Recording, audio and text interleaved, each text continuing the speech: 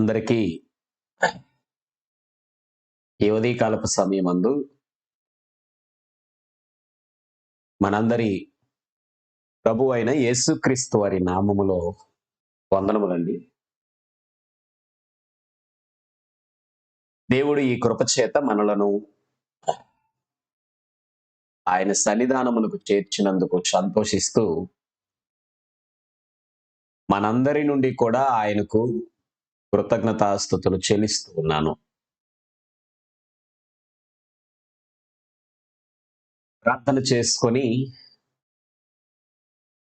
ఈ ఉదయకాలపు సమయాన్ని మనం దేవాతి దేవునితో గడుపుదాం. మరి ప్రాముఖ్యంగా ప్రభు దినము మనకు ఆయన ఎంతో గొప్ప ఆశీర్వాదములు ఆత్మ సంబంధంగా అనుగ్రహించే దినము కనుక సంతోషిస్తూ దేవాతి దేవుని నామాన్ని జ్ఞాపకం చేసుకుందాం, ప్రార్థన చేసుకుందాం. దయచేసి ఇది నిద్ర మేలుకొని వేళ అని గుర్తెరిగి మనస్సుతో ఆయనపై ఆధారపడదాం. ప్రేమ కలిగిన మా తండ్రి, కృపా కటాక్షములు ఎల్లప్పుడూ మాపై నుంచుతున్న మా ప్రభువా,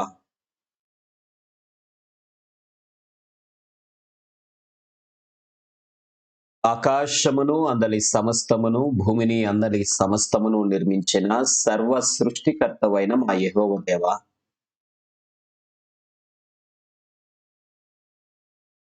మహాఘనమైన శ్రేష్టమైన మీ నామమునకు కృతజ్ఞతాస్తుతులు చెల్లిస్తున్నాము తండ్రి.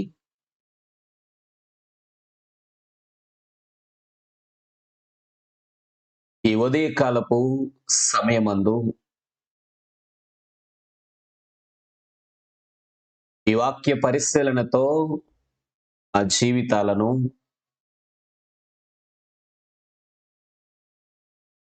మరింతగా అభివృద్ధి చేసుకోవటానికి చేస్తున్న ప్రయత్నాలలో తప్పక మీ సహాయమని మనం వేడుకుంటూ మళ్ళీ మార్చమని ఈ వాక్యంపై ఆధారపడుతూ చేస్తున్న విజ్ఞాపనలో ఆలకించమని బ్రతిమిలాడుతూ క్రీస్తు ప్రభువారి నామములో ఈ ప్రార్థన మేము అడిగి వేడుకొనిచూ ఉన్నాం తండ్రి, ఆమేన్.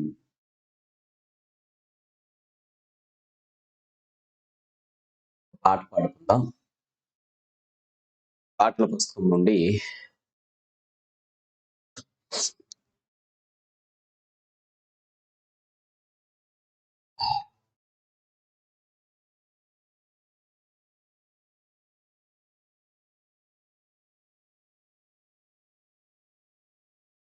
ఒక పల్లవి చరణం పాడుకుందాం.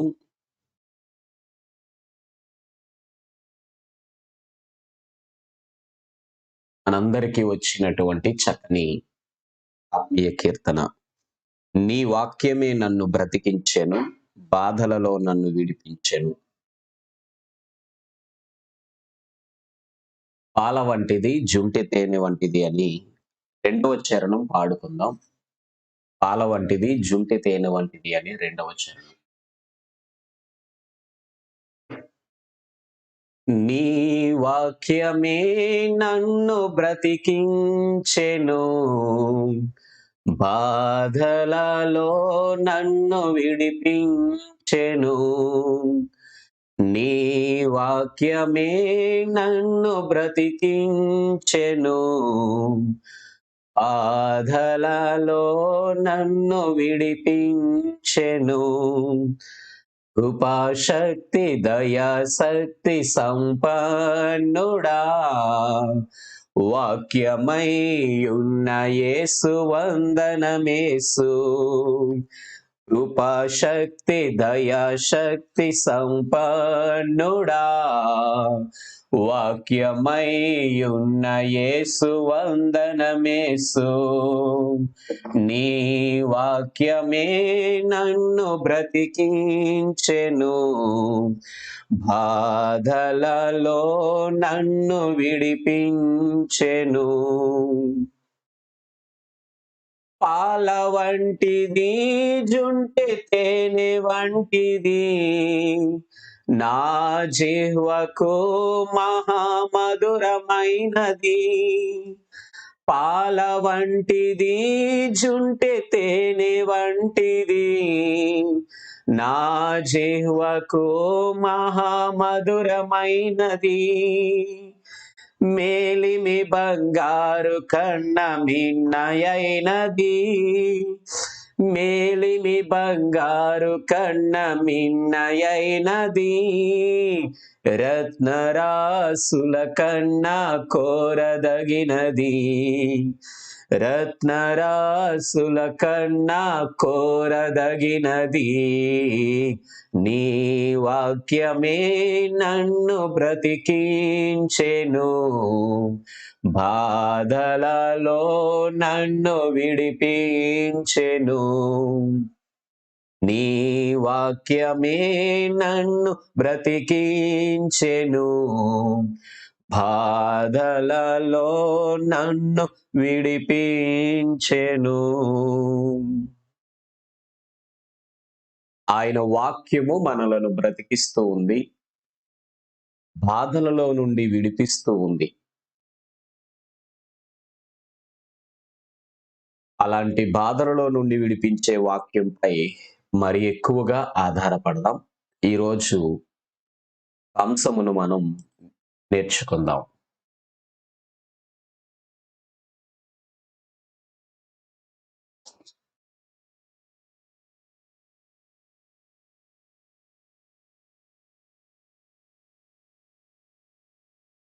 ఈ సమయమందు దేవుని మాటలు వినటానికి ప్రార్థన చేసుకుందాం. ప్రేమ కలిగిన మా తండ్రి, పరిశుద్ధుడైన మా దేవా, మీ మాటలలో మా జీవితము కొనసాగిపోవటానికి చేస్తున్న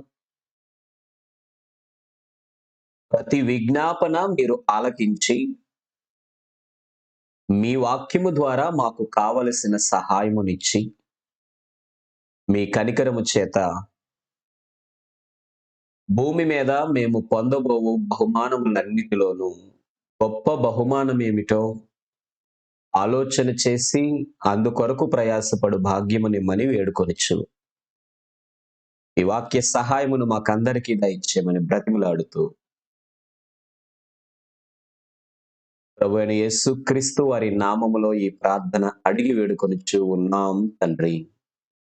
ఆమేన్.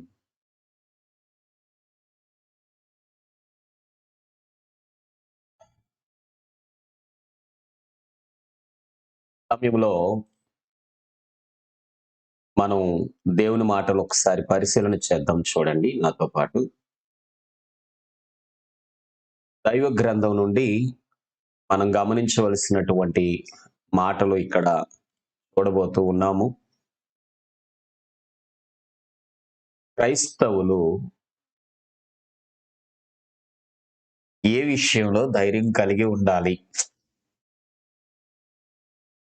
ఈ మాటలలో ఆయా సందర్భాలు, ఆయా వచనములు మనం గమనిస్తూ ప్రతి విషయంలో మనం ఎలా ధైర్యం కలిగి ఉండాలో, వాటిలో ఆ ధైర్యాన్ని కలిగి ఉండేటప్పుడు మన ప్రవర్తన ఎలా ఉండాలో చాలా విషయాలు గమనిస్తూ ఉన్నాం. ఇక్కడ మరొక గొప్ప విషయము, చక్కని విషయము మనం నేర్చుకోబోతూ ఉన్నాం. గొప్ప బహుమానము పొందుటలో కూడా ధైర్యం కలిగి ఉండాలి. చూసారా ఆ మాట? మనం గొప్ప బహుమానము పొందాలి అంటే ఖచ్చితంగా ఆ గొప్ప బహుమానము పొందటానికి చాలా ధైర్యం అవసరం. అసలు అక్కడ అంత ధైర్యం ఎలా లభిస్తుంది అంటే లభించటానికి అవకాశం కుదరటం లేదు.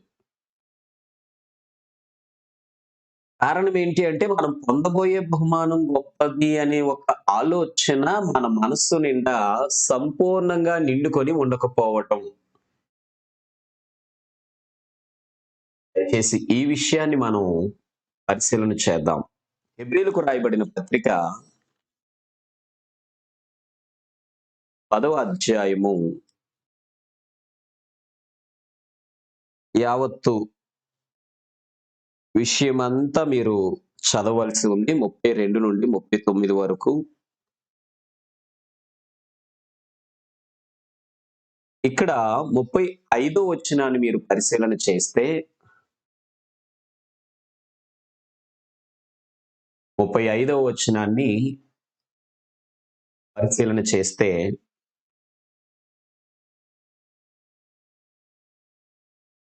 35వ వచనంలో కనిపిస్తున్న మాట చూడండి.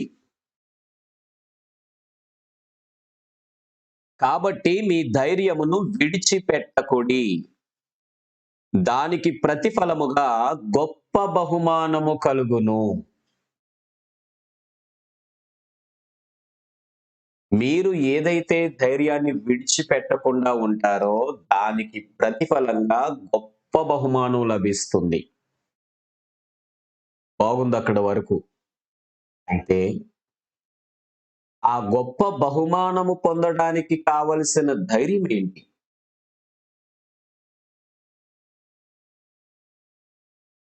క్రైస్తవుడు తేలిగ్గా చెప్పే మాట ఏంటంటే, గొప్ప బహుమానము అంటే మా క్రైస్తవ జీవితాల్లో ఇంకేముందండి, పరలోక భాగ్యమే కదా. వాస్తవమే, పరలోక భాగ్యమే. కానీ ఆ పరలోక భాగ్యం అనేది నిజముగా నీ క్రైస్తవ జీవితములో గొప్ప బహుమానముగా ఊహించినట్లయితే అందుకు మన ప్రయాసపడేటటువంటి తీరు, మనం ప్రయత్నాలు చేస్తున్నటువంటి తీరు చాలా వేరుగా ఉంటుంది. ఆ మాట అర్థం చేసుకోవాలి.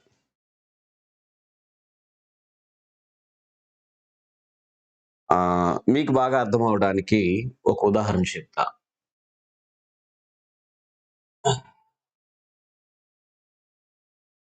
సాధారణంగా కొన్నిసార్లు బైబిల్ క్విజ్ అని లేక ఏవైనా కొన్ని పరీక్షలు బైబిల్ మీద పెట్టడం అనేది జరుగుతున్నప్పుడు అక్కడ బహుమానాన్ని ప్రకటిస్తూ ఉంటారు కొన్నిసార్లు. అలా ఏర్పాటు చేసేటప్పుడు కొంతమంది పిల్లలలో వినబడే మాట ఏంటో తెలుసా? బైబిల్ క్విజ్ ఉందట కదా, బాగా చదువు, నీకు ప్రైజ్ ఇస్తారు అంటే, ఏముందలే చాక్లెటే పెట్టారు, ఏముందిలే పెన్ ఇస్తానన్నారు. అంటే ఇప్పుడు వారు దాని మీద ఆసక్తి దేని బట్టి చూపిస్తున్నారంటే, ఆల్రెడీ అది నా దగ్గర ఉన్నదే కదా, వారు ఇస్తానన్న పెన్ను నా దగ్గర ఉన్నది, లేక చాక్లెటా నేను కొనుక్కోలేనా. బహుమానము అనేది ఎప్పుడైతే ఆ దృష్టితో చూసే భావాలు వారి మనస్సులో నిండుకుంటాయో, ఆ బహుమానం యొక్క శ్రేష్టత వారికి ఎప్పుడైతే తెలియటం లేదో, ఏదైతే వారు కష్టపడి చదవలసిన అవసరం అక్కడ ఉందో దానిపైన ఏమాత్రము దృష్టి పెట్టలేరు. వారు ఎట్టి పరిస్థితుల్లో కూడా అన్ని వచ్చిన వారైనా కొన్నిసార్లు విజయం సాధించలేరు. తారుమారవుతూ ఉంటాయి అంచనాలు. ఇది వాస్తవంగా పిల్లలు అని మనం మాట్లాడుకున్నాం కానీ పెద్దవారి జీవితంలో కూడా ఇది చాలా సార్లు జరుగుతూ ఉంటది. ఎలా అంటే కొంచెం మైండ్ మెచ్యూరిటీతో జరుగుతూ ఉంటది అంతే. చాలా ప్రయత్నం చేస్తాం, కానీ కొన్ని సందర్భాలలో మనం ఓడిపోయినప్పుడు వెంటనే ఇక్కడ మనకొచ్చే ఆలోచన ఏంటంటే, దానికే ఉంది బ్రదర్, అదే కదా, ఆ గిఫ్ట్ కొరకు అంతలా ఎందుకు. అంటే నువ్వు ఓడిపోతున్నావని, ఓడిపోయావని తెలిసిన సందర్భాలలో మనకి అనిపించేటటువంటి ఆలోచన. సరే, ఇక్కడ ఆ పిల్లవాడి మనసులో మనం మొదటి నుండి అలవాటు చేయవలసిన విషయం ఏంటి అంటే, అక్కడ చాక్లెట్ గురించి కాదు, లేక పెన్ గురించి కాదు. ఆ చాక్లెట్ నీకు ఎందుకు వస్తుందనేది. ఇప్పుడు నువ్వు అదే చాక్లెట్ కంటే లేక ఇంకా పెద్ద చాక్లెటే కొనుక్కోగలగొచ్చు. కానీ నీవు కొనుక్కున్న చాక్లెట్‌కిని అక్కడ నీకు బహుమానంగా వచ్చేటటువంటి చాక్లెట్‌కి చాలా వ్యత్యాసం ఉంటుంది.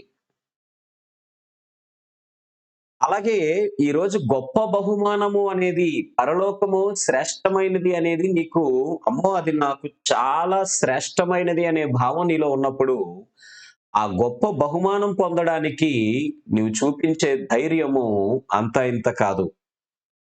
అయితే మనం చదివిన హెబ్రీ పత్రిక 10వ అధ్యాయం 35వ వచనంలో కాబట్టి మీ ధైర్యము అన్నాడు. కాబట్టి అంటే పైన ఏం జరిగిందనేది మనకు అర్థం కావాలి. 32 నుండి 34 వచనాలు చూస్తే 32వ వచనంలో మీరు వెలిగింపబడిన మీదట శ్రమలతో కూడిన గొప్ప పోరాటము సహించి పూర్వపు దినములు జ్ఞాపకం తెచ్చుకొనుడి.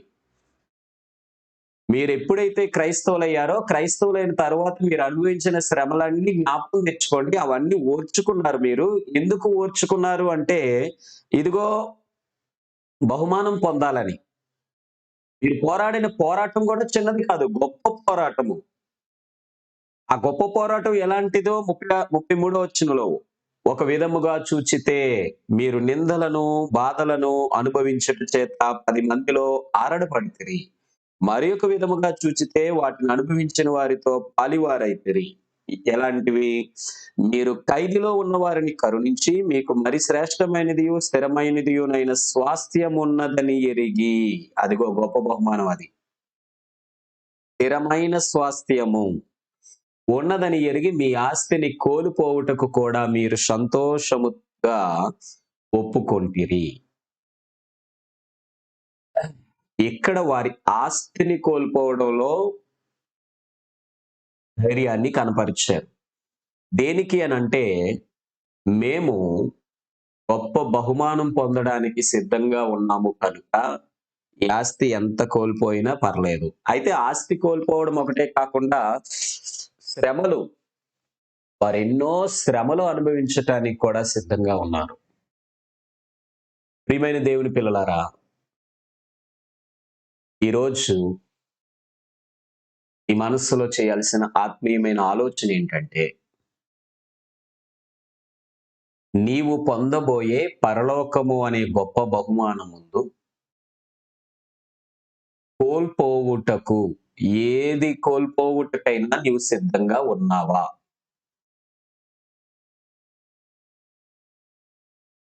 ఆ ఎగ్జామ్‌లో, ఆ బైబిల్ క్విజ్‌లో చాక్లెట్ చిన్నదే కావచ్చు. కానీ అది నేను గెలిచాను అనే విజయానందంతో దాన్ని ముట్టుకోవటానికి, అది నేనే పొందటానికి రాత్రులు నిద్రలు కోల్పోయి చదవాలి. సమయాన్ని కోల్పోయి చదవాలి. అవి చదవటానికి మిగతా పనులన్నీ పక్కన పెట్టి చదవాలి. ఎన్నో చేయాలి. ఈరోజు గొప్ప బహుమానంతో పోల్చబడిన స్థిరమైన స్వాస్థ్యము మీకున్నదని ఎరిగినప్పుడు, ఆ గొప్ప బహుమానం పొందటానికి నువ్వెన్ని కోల్పోవాలి? ఆస్తిని కోల్పోవుటకు అని రాయబడింది. ఇంకా ముందుకు వస్తే వారు ఆహ్, ఎన్నో శ్రమలలో కూడా దేవుని కొరకు ఓర్చుకున్న వారని, ఎన్నో శ్రమలను కూడా వారు అనుభవిస్తూ దేవుని కొరకు ఓర్చుకొని, వాటిని లెక్క పెట్టకుండా పక్కన పెట్టిన వారిగా క్రింద వచనాల్లో కనిపిస్తూ ఉన్నారు. ఈరోజు ప్రభు దినమున నీవు చేయవలసిన ఆలోచన ఏంటంటే, గొప్ప బహుమానాన్ని పొందటానికి ఏది పోగొట్టుకోవటానికైనా సిద్ధంగా ఉన్నావా? పోగొట్టుకోవలసినవి కొన్నున్నాయి. పొందటానికి విడిచిపెట్టవలసినవి కొన్నున్నాయి. పోగొట్టుకోవలసినవి కొన్నున్నాయి. గొప్ప బహుమానం పొందటానికి విడిచిపెట్టవలసినవే. ఆ విడిచిపెట్టవలసినవి పోగొట్టుకోవడం అన్నమాట. కాలేదు కదా! ఆస్తి పోగొట్టుకోవటం. ప్రభు నామాన్ని నమ్ముకోవడం వల్ల నీకున్న పేరు, పలుకుబడి కొన్నిసార్లు పోగొట్టుకోవటం. సమయము పోగొట్టుకోవటం. ఇవన్నీ పోగొట్టుకోవటాలు. దైవ కార్యక్రమం చేసేటప్పుడు దాని విషయంలో నీ మంచి ఆలోచన ఏదైతే ఉందో ఆ ఆలోచన నువ్వు నెరవేర్చటానికి కొన్నిసార్లు కొన్ని పోగొట్టుకుంటూ ఉంటావు నీ జీవితంలో. ప్రభువు నాకు ఇచ్చే బహుమానం ఉంది, ఇవేమి ఎక్కువ కాదు. మరి ఈ బహుమానం పొందటానికి విడిచిపెట్టవలసినవి పోగొట్టుకోవడంతో సమానంగా పోల్చబడ్డాయి కదా! అవేమిటి అంటే నీలో ఉన్న కోపం, నీలో ఉన్న అసహనం, నీలో ఉన్న చెడు లక్షణాలు, నీలో ఉన్న దుష్ప్రవర్తనలు, దేవుని రాజ్యాన్ని సంపాదించడానికి ఇహలోక రాజ్య సంబంధమైన క్రియలు నీలో ఏమైతే ఉన్నాయో వాటిని విడిచిపెట్టాలి బహుమానం పొందటానికి. గొప్ప బహుమానం పొందటానికి వాటిని విడిచిపెట్టవలసి ఉందంతే. దయచేసి ఈ రెండింటి వ్యత్యాసాలు మీరు గమనిస్తే, ఎందుకు నేను ప్రతిఫలంగా అంటే ధైర్యం కలిగి ఉంటే దానికి ప్రతిఫలంగా ఈ గొప్ప బహుమానం పొందుతాను అనేది నీకు అర్థమవుతుంది. ఇప్పుడు ఇదే పదాన్ని మరలా ఆ మాటకు అన్వయించుకుందాం. నేను ఆస్తిని పోగొట్టుకోవాలంటే ఊరకనే పోగొట్టుకోగలనా ధైర్యం లేకుండా? మీలో ఎవరు ధైర్యం లేకుండా మీకున్నదంతా ప్రభువు కొరకు మీ ఆస్తిని సమర్పించగలరు చెప్పండి?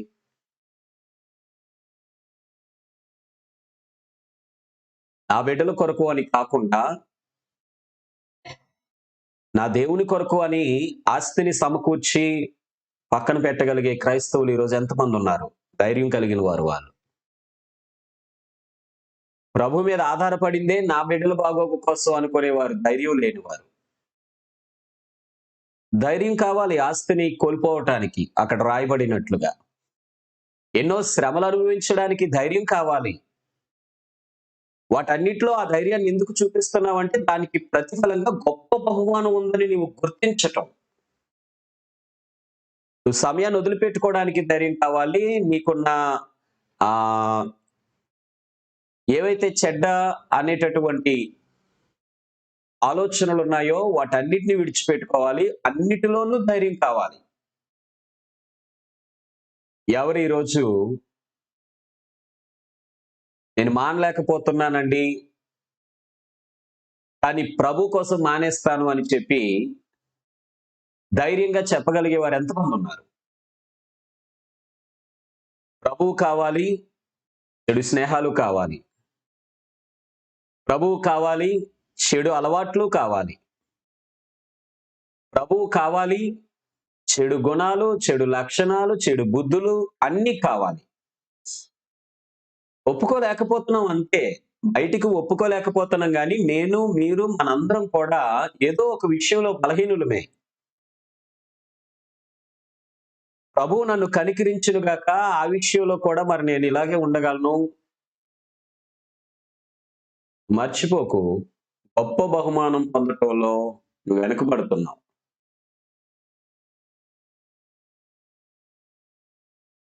మీ మనసులో ఈ ఆలోచన నాటుకోదని నేను అనుకుంటున్నాను. ఒకవేళ నాటుకొని ఉంటే దాన్ని కూడా పెరికివేయాలనే ఉద్దేశంతో ఈ విషయాన్ని కూడా జ్ఞాపకం చేస్తున్నాను.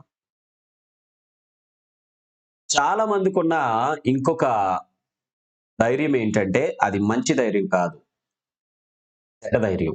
ఏంటంటే, సాధారణంగా బైబిల్ క్విజ్ లేక బైబిల్ ఎగ్జామ్ లేకపోతే ఏదైనా పోటీలో నువ్వు పాలుపంచుకున్నప్పుడు, నీ కాన్సంట్రేషన్ ఎలా ఉంటుందంటే, అది ఒక్కరికే 100 మంది పాలుపంచుకున్నా, 10 మంది పాలుపంచుకున్నా, 1000 మంది పాలుపంచుకున్నా, ఆ బహుమానం ఒక్కరికే. కానీ ఇక్కడ క్రైస్తవుడికున్న చెడ్డ ధైర్యం ఏంటంటే, దేవుడు పరలోకం అందరికీ ఇస్తాడు. కాబట్టి ఆ గొప్ప బహుమానం నాకు ఎక్కడో దాగి ఉంది అనే భావంతో, ఆ గొప్ప బహుమానాన్ని నాకాయన ఇస్తాడు అనే ధైర్యంతో అది అందరికీ లభిస్తుంది కదా! ఆయన పరుగు పందెంలో ఈ జీవితకాలం అనే పరుగు పందెంలో పాలుపంచుకున్న వారందరికీ కూడా ఆయన సమకూర్చేవాడు గనుక, చూసి చూడకుండా కొంచెం వెనక ఉన్నా కూడా నాకు ఆ బహుమానాన్ని ఇస్తాడనే కొంత ఆలోచన చాలా మంది క్రైస్తవుల్లో ఇన్నర్‌గా ఉంది. అది సరైంది కాదు. ఆయన చిన్నది వెనకబడి ఉన్ననికి ఇస్తాడు అని కాదు. ఎవరైతే సంపూర్ణంగా ఆ బహుమానం పొందడానికి కావలసిన ఫస్ట్ ర్యాంక్‌కి సమానంగా నిలవబడతారో, ఆ ఫస్ట్ ప్లేస్‌లో ఉన్న వారందరికీ దాన్ని ఆయన ఇస్తాడంతే. ఇక్కడ ఆలోచన ఏంటి? ఎవరు ఫస్ట్ వస్తే కాదు. ఎంతమంది ఫస్ట్ వస్తారో అందరికీ ఇవ్వగల సమర్థుడని దాని అర్థం. మనం బహుమానం గురించి అలా మాట్లాడుకుంటే లోక సంబంధంగా ఏం జరుగుతుంది? నలుగురు, ఐదుగురు ఫస్ట్ వస్తే నలుగురు, ఐదుగురికి మరలా పోటీ పెడతారు. ఎందుకంటే ఫస్ట్ ఒకరికే ఇవ్వాలి. క్రికెట్‌లో అయితే సూపర్ ఓవర్ అంటారు. అంటే ఏంటిప్పుడు? ఒకరికే ఇవ్వాలి. కానీ ఆయన సమర్థుడు. ఎంతమంది మీరు వాక్యానుసారంగా జీవిస్తూ, మనందరం వాక్యానుసారంగా నిలవబడుతూ, ఆ గొప్ప బహుమానం పొందడానికి యోగ్యులమో వారందరికీ ఇస్తాడు. దయచేసి క్రైస్తవులు పోగొట్టుకోవడానికి ఈరోజు సిద్ధంగా లేరు ఏది కూడా. ఆస్తిని పోగొట్టుకోవడానికి సిద్ధంగా లేరు. వారు కలిగి ఉన్నది పోగొట్టుకోవడానికి సిద్ధంగా లేరు. బిడ్డలను పోగొట్టుకోవడానికి సిద్ధంగా లేరు. నిజమే ఈరోజు బిడ్డలను పోగొట్టుకోవడానికి సిద్ధంగా ఉండుంటే, ఆ బిడ్డలని చిన్నప్పటి నుంచి ప్రభువులో ట్రైనప్ చేస్తూనే ఉంటారు. కానీ సిద్ధంగా లేరు. ఏది జీవితంలో ఏది పోగొట్టుకోవడానికి సిద్ధంగా లేరు. అలాగే బహుమానం పొందడానికి విడిచిపెట్టవలసినవి కొన్ని. ఆ విడిచిపెట్టడం అనేది కూడా పోగొట్టుకోవడానికి ఇష్టపడుతున్నట్టు. ఏది విడిచిపెట్టడానికి ఇష్టపడుతున్నావు? ఈ రోజు నుండి నా జీవితంలో ప్రభు కొరకు ఇదిగో ఇది విడిచిపెట్టాను. ఆలోచించండి. మీరింకా క్రింద 39 వచనం వరకు కూడా చదివితే, మనము నశించుటకు వెనుక తీయువారము కాము గాని, ఆత్మను రక్షించుటకు విశ్వాసము కలిగిన వారమై ఉన్నాము. నశించడానికి వెనుక తీసేవారం కాము. కనుక ప్రియమైన దేవుని పిల్లలారా, దయచేసి ప్రభు వాక్యంపై ఆధారపడదాం. ఈ రోజు చేయాల్సిన ఆత్మీయ ఆలోచన ఒక్కటే. ఏమిటి అంటే, బహుమానము శ్రేష్టమైనది అని భావించు. ఆయన అందరికీ ఇస్తాడు. పరలోక రాజ్యం అందరికీ ఉంటుంది. ఆయన ఇస్తానన్నాడు కదా! ఈ తేలికపాటి మాటలు స్వభావం వద్దు. అది పొందాలంటే నేనెంత ప్రయాసపడాలి? ఆ ఒక్క భావాన్ని మాత్రమే మనందరం కనపరచడానికి ప్రయత్నం చేద్దాం. దేవుడు తప్పకుండా దీవిస్తారు. ఆ మాటలు మీరందరూ గమనించాలని ప్రేమతో కోరుతూ ఉన్నాను. ప్రార్థన చేసుకొని ముగించుకుందాం. కానీ మర్చిపోకండి, ఈరోజు ప్రభు దినము. మీరు పోగొట్టుకోవాల్సినవి పోగొట్టుకోవడానికి ఎంతమంది సిద్ధపడుతున్నారో ఏదైనా ఒకటి నిర్ణయించుకొని వెళ్ళండి. వాక్యం వినేటప్పుడు ఏం చేస్తున్నాం అంటే సాధారణంగా నేను చేస్తున్నాను కదా! ఓకే. నేను అలాగే ఉంటున్నాను అని అనుకుంటూ వింటున్నాం. కానీ మరలా వినేటప్పుడు ఈరోజు విన్నాను కాబట్టి ఈరోజు కూడా ఏదో ఒకటి చెయ్యాలి అని అనుకుంటూ వెళ్ళాలి. అర్థం కాలేదా?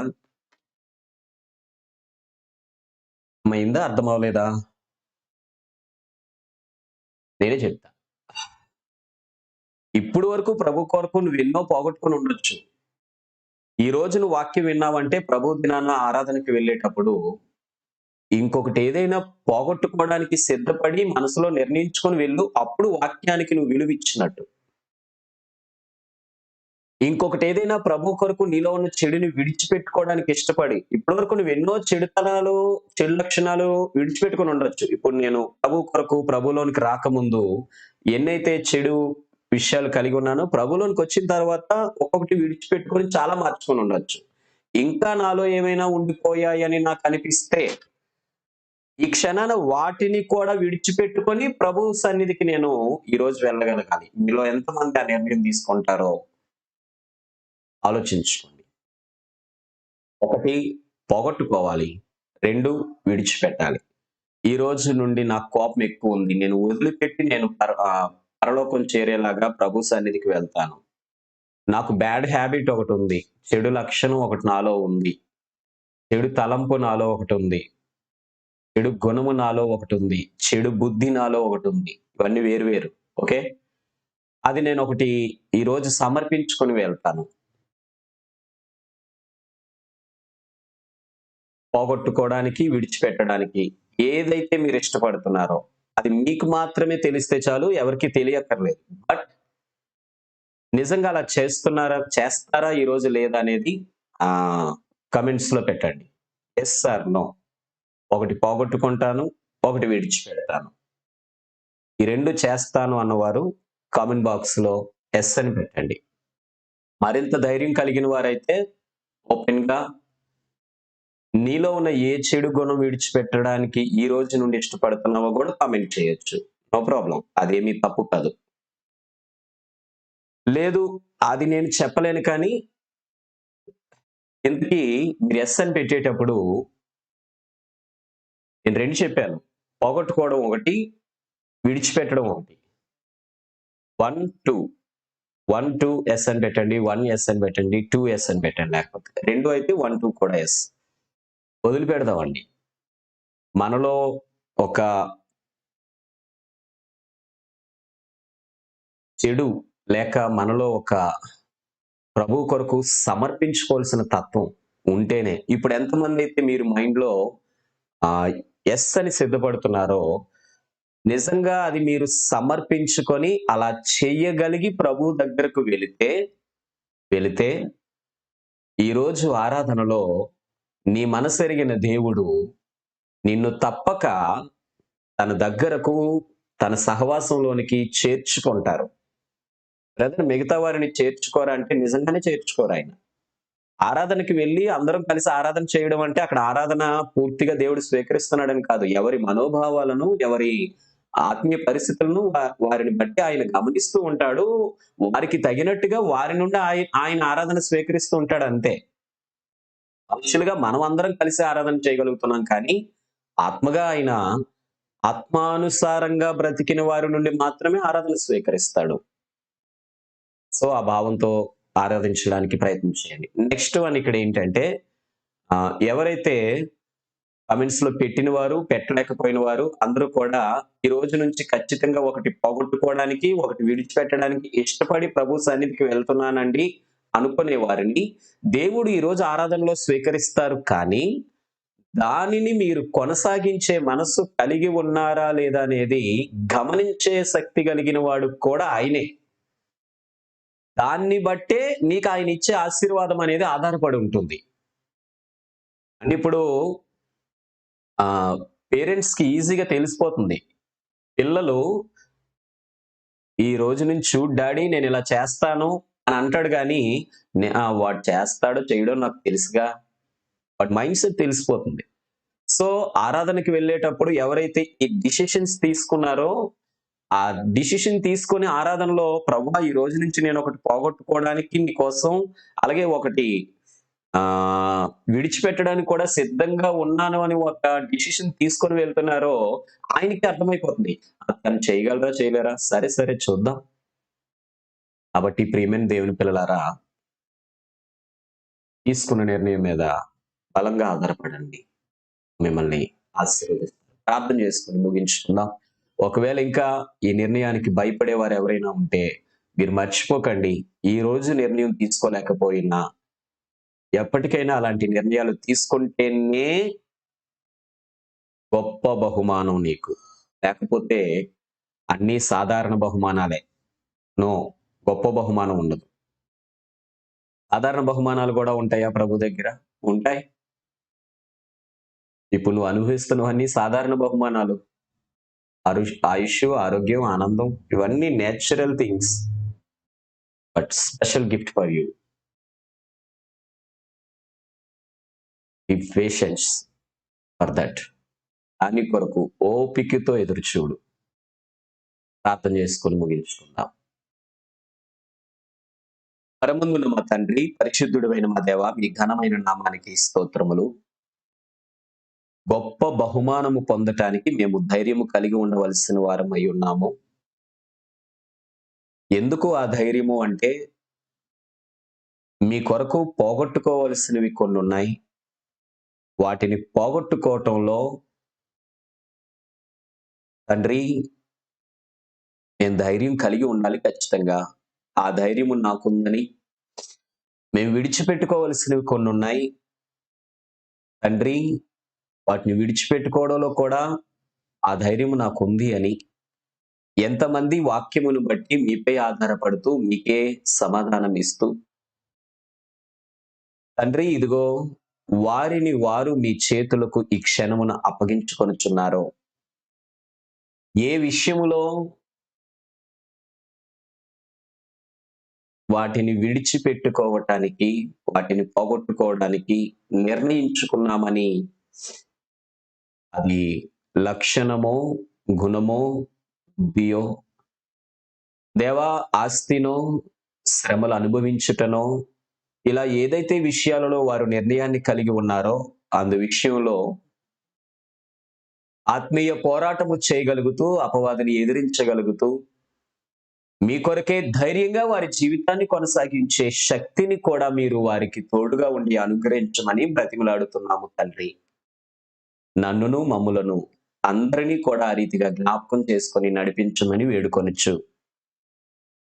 ఈ ఆత్మీయ ఆలోచన అనుగ్రహించినందుకు మీకే కృతజ్ఞతాస్తుతులను చెల్లిస్తూ, క్రీస్తు ప్రభువారి నామములో ఈ ప్రార్థన మేము అడిగి వేడుకొనిచ్చు ఉన్నాం తండ్రి. ఆమేన్.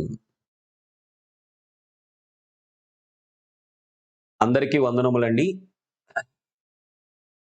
బహుమానాలు పొందటానికి, ప్రభు సన్నిధికి ఆరాధించడానికి వెళుతున్న మీ అందరినీ దేవుడు కనికరించునుగాక.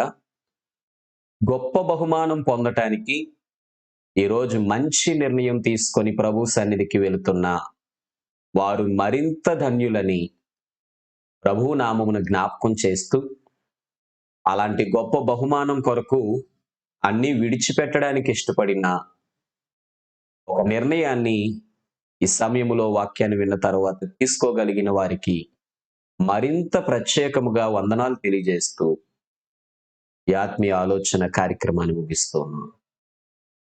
దేవుని చిత్తం అయితే మరొక రోజున కలుసుకుందాం.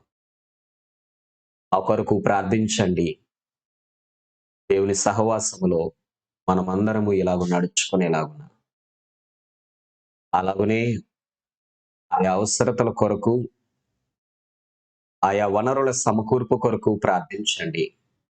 దేవుడు కనికరము మనపై ఉండులాగున. అలాగునే ఇంత ప్రయత్నము, ఇంతటి ప్రయాస వ్యర్థము కాకుండా అనేకులకు ఈ మాటలు వినిపించబడులాగున మీ అందరి ప్రయత్నము కూడా మీరు కొనసాగించాలని, అనేకులకు ఈ ఛానల్ మీరు తెలియచేయాలని, మీకు తెలిసిన మన స్థానిక సంఘస్థులలో లేక చూస్తున్న వారు మీ స్థానిక సంఘస్థులలో ఈ ఛానల్ సబ్స్క్రైబ్ చేసుకునేలాగా వారందరికీ కూడా అది విరివిగా ప్రతిరోజు లింక్స్ వారు షేర్ చేసుకునేలాగా మీరు కూడా మీ ప్రయత్నం చేయాలని తెలియజేస్తూ ముగిస్తున్నాను. God bless you all.